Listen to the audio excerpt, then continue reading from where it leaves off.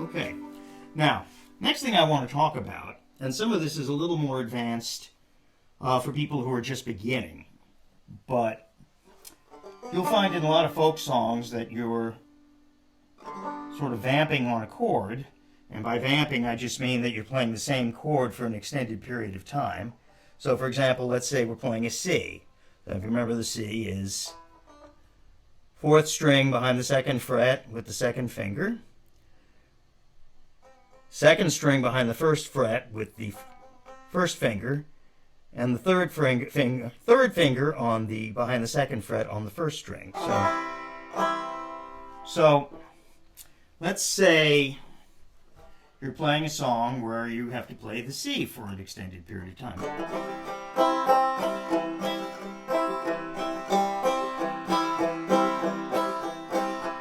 So it gets a little boring after a while, both to play and to listen to.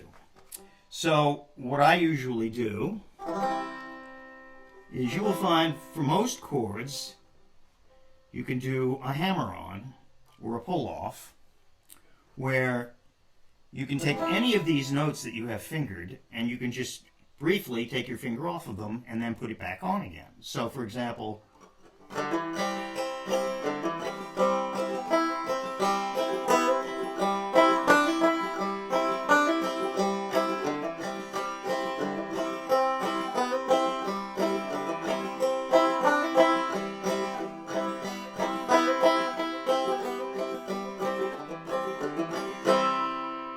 makes the chord more interesting if you're playing for an extended period of time. Same thing goes with the D, for example. I do usually use the first finger, so I'll go.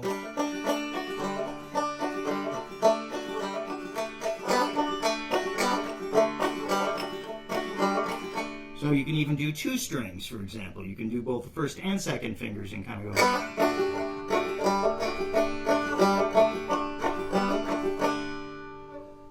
Same thing for the A minor. Now sometimes with the A minor you can do any of the strings, but sometimes you can do more than. Occasionally I'll do all of them. I'll kind of go.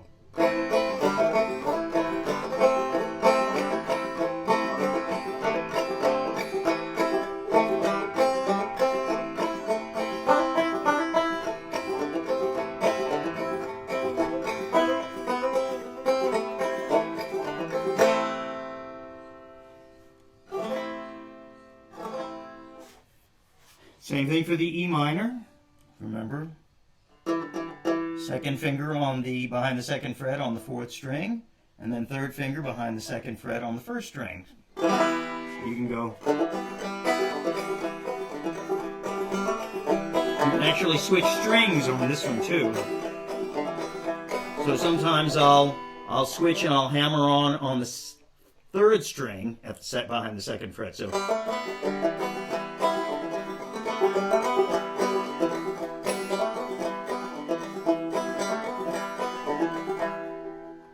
All that just adds a little bit of variation to your ears and makes it a little more interesting.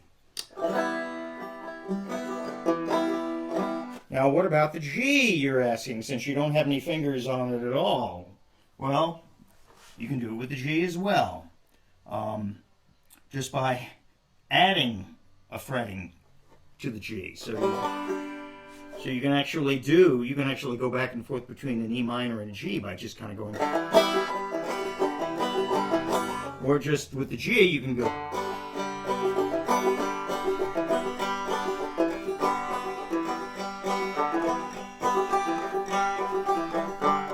Sometimes I'll even vary the rhythm by doing it like this. I'll go.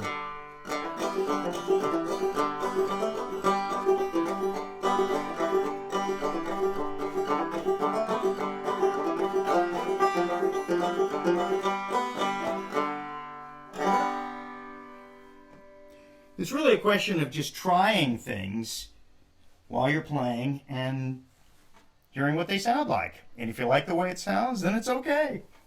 That's what you do. But you'll see when I'm playing these songs, and I won't always mention it as much as I probably should, but when I'm playing these songs, you'll see that I'm doing these rhythmic hammer-ons.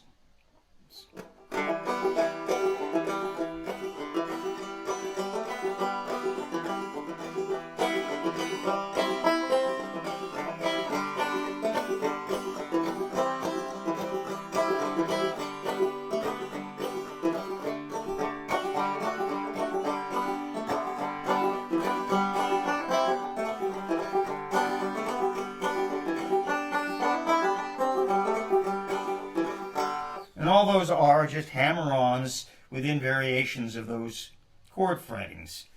You know, there are relationships between the open G and the E minor, which means that the notes then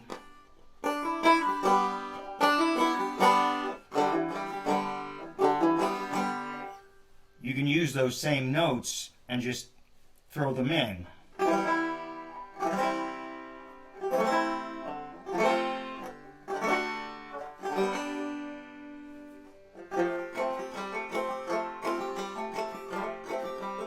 Didn't really go over the F, but it's the same thing. You can do.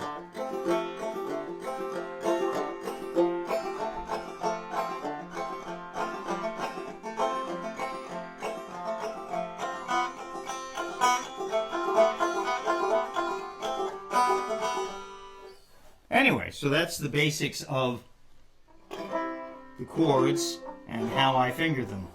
Again, this little sheet is available. I'll be posting this. It'll be available to my Patreon subscribers eventually, but again, you know, you can do a search on Google for banjo chords, and you know, a sheet similar to this will come up. And you know, so there's nothing all that special about this.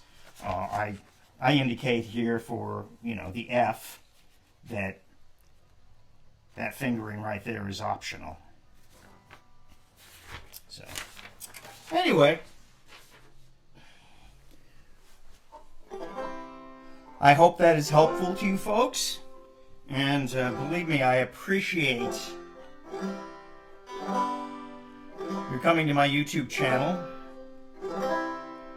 and I would even more appreciate, because it would be very helpful if you're not a subscriber already, if you click subscribe, and then you'll get all of my Frailing Folk Song of the Week videos as they come out, because those are always going to be free. They're always going to be available.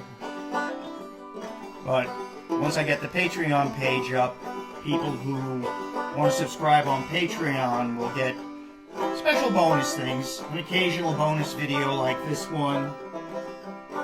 I will also be posting the song lyrics and chords to go along with the songs that I'm showing, and those will be available on the Patreon page as well. Anyway, so thank you very much for watching, and till next time.